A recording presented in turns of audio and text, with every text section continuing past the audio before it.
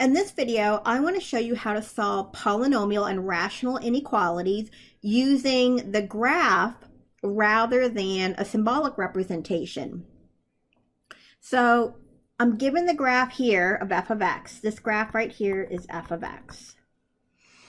And I have three questions to answer. I have to answer where is f of x less than or equal to 0? Where is it greater than 0? And where is it equal to 0?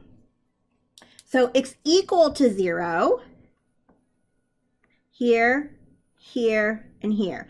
Those are the values of x which make the function, the value of the function, 0. So if I were to plug in -2, I would get out 0. If I plug in 0, I would get out 0. And then also if I plug in 5, I would get out 0. So my answer for this is the specific x values, -2, 0, and 5. For this one up here, it's asking what are the values of x that give us values of the function that are less than 0 or equal to 0. So negatives or zeros. So if the value of the function is negative, that means it's going to be below the x-axis. Those are my y values that are negative. So I'm looking at these values right here. This interval here,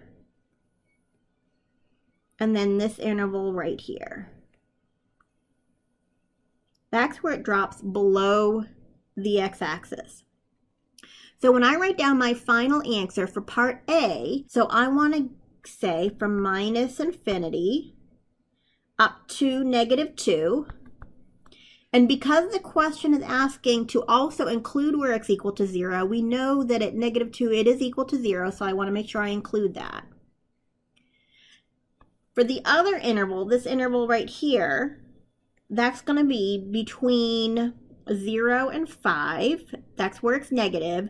And then the values where it's equal to 0 would be 0 and 5. So I want to include 0 and 5 when I write down that interval. In the last question, I want to find values of x so that when I plug them in, I get values for the function that are positive. So that's where it's going to be above the x-axis. So my positive values are going to be here and here. So for this one, it doesn't say to include where x equal to 0. So I'm going to make sure I use parentheses. So for this interval here, that's between -2 and 0. And for this interval here, it's going to be from 5 to positive infinity. Now, if I were to make a sign chart for this, I would put my zeros, -2, 0, and 5, on my sign chart. I would put a little 0 above each of those. And then on the interval where I'm less than -2, this interval right here, less than -2 is this interval right here. So I would be negative. I would also be negative on this interval right here between 0 and 5. So I would label this as negative. Then between -2 and 0 up here, I would be positive.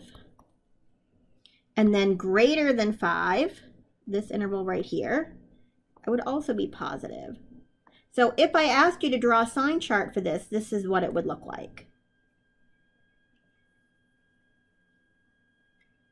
Looking at the next question, here's an example of a rational function, and we're going to do the same thing. We're going to look to see where it's above and below the x-axis and where it's equal to 0. So it's equal to 0 where it crosses the x-axis. I have two places, at -4 and at -1. Now this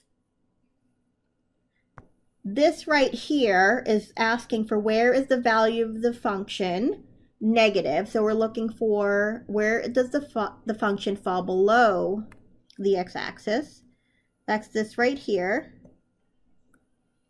And it falls below the x-axis right here.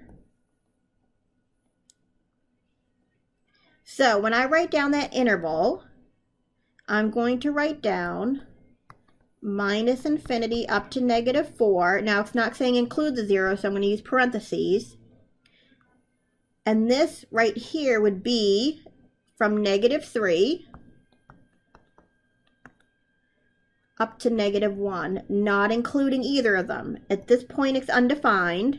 I have an asymptote there. And then I also don't want to include my 0, so I'm going to use parentheses for both of those. And then the last question is looking to see where it's positive. It's positive when it's above the x-axis, so that's this right here, and this right here, this piece right here. So that would be, now this one I do want to include my zeros. So I want to include 4 on this one. So I'm going to write 4 to -3. This is going to be parentheses because that's where I have my asymptote and it's undefined. And then this place right here where it's green, where it's above the x-axis, and I also want to include my 0 on this one, would be from -1 to infinity.